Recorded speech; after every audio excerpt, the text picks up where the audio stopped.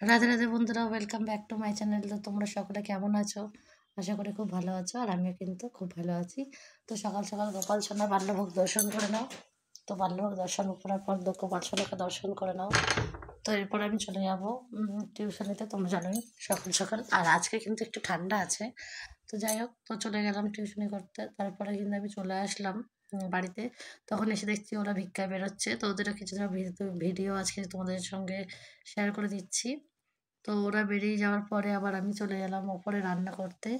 তো আজকে ৫-৬ জন মতন কালেকশানে গেল। তো এখন কালেকশানের অবস্থা খুবই খারাপ, যেহেতু এখন দোল পূর্ণিমার সামনে। তো সকল ভক্তরা যাদেরা উৎসব করছে দোল পূর্ণিমায়, তারা সকলেই বেরোচ্ছে। এবং আমাদের এত বড় একটা অনুষ্ঠান, ৭ দিনের অনুষ্ঠান, সবাই একদিনের অনুষ্ঠান করতে গিয়েই ঘাবড়ে যায়, কিন্তু আমাদের ৭ দিনের অনুষ্ঠান। তো তোমরা সকলেই কৃপা করে যেন ভালো করে করতে পারি। তো খুবই টেনশনে আছি, যেহেতু কালেকশনের অবস্থা খুবই খারাপ। কোনোদিনও ৩০০, কোনোদিনও ৪০০, তার মধ্যে গাড়ি ভাড়া চলে যাচ্ছে অন্তত ২০০ টাকা। তো ঠাকুরের কৃপায় হবে আস্তে আস্তে জানি। তো ঠাকুর যেন সবাইকে একটু দানই করে দেয়, যেন একটু বেশি বেশি দান দেয়, যাতে আমাদের অনুষ্ঠানটা ভালোভাবে করতে পারি। তো এরপরে ১০টার সময় গোপালকে আমি ভোগ দিয়েছিলাম দুধ বিস্কুট। আজকে আর কিছু করার মতন টাইম পাইনি, যেহেতু আজকে আমাকে একটু ব্যাংকে যেতে হবে ফের। তো ওই জন্য আমি কিন্তু তাড়াতাড়ি গোপাল সোনাকে শৃঙ্গার করিয়ে দিয়েছি। তো শৃঙ্গার করিয়ে তোমরা দর্শন করে নাও। তো এরপরে কিন্তু আমি চলে যাবো রান্নায়। তো রান্না করে আবার গোপাল সোনাকে ভোগ লাগিয়ে একেবারে তারপরে ব্যাংকে যাব, যেহেতু ব্যাংকে গেলে ভোগ লাগাতে এসে অনেক দেরি হয়ে যায়। তো আবার রান্না করতে করতে 12:30 বেজে যাবে। তো তার মধ্যে আমি গোপাল সোনাকে ভোগ লাগিয়ে দেবো। লাগিয়ে দিয়ে তারপরে আমি ব্যাংকে চলে যাব। তো ব্যাংক থেকে আসতে আসতে অনেক দেরি হবে। তো রান্না আজকে তোমাদের সাথে কিচ্ছু দেখায়নি, কারণ দেখালে আমার ভিডিও করতে আরও টাইম লাগতো। তো ওই জন্য তোমাদেরকে একেবারে ডাইরেক্ট ভোগটা দর্শন করে দিলাম। তো আজকে বেগুনি, আলু ভাতে, আর পাঁপড় ভাজা আর ডাল করেছিলাম। তো একদম সিম্পল রেসিপি, অনেক দিন ধরেই করবো করবো করে ভাবছিলাম, কিন্তু হয়ে উঠছে না। সময়ের অপেক্ষা, যে বাড়িতে রয়েছে তাও গোপালকে ডাল খাওয়াবো, এই জন্য আর করলাম না।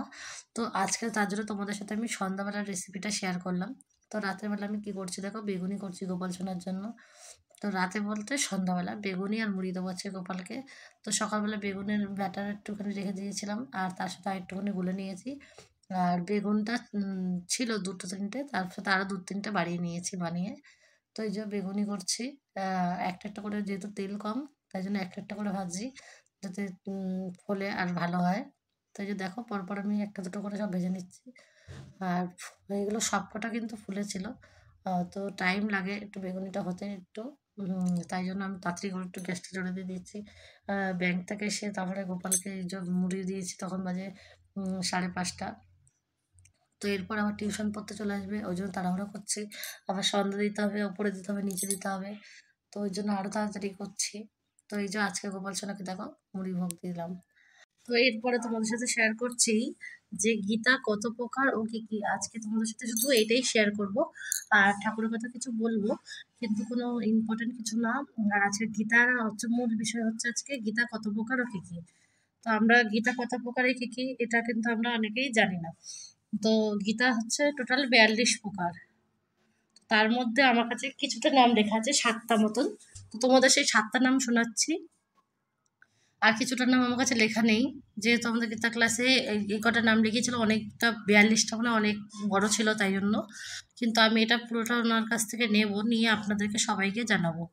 তো প্রথম হলো যথা: ১ শ্রীমদ্ ভাগবত গীতা, ২ অনুগীতা, ৩ ব্রহ্মগীতা, ৪ রামগীতা, ৫ হরিগীতা, ৬ উদ্ভব গীতা, উদ্ধব, আর ৭ ঈশ্বর গীতা।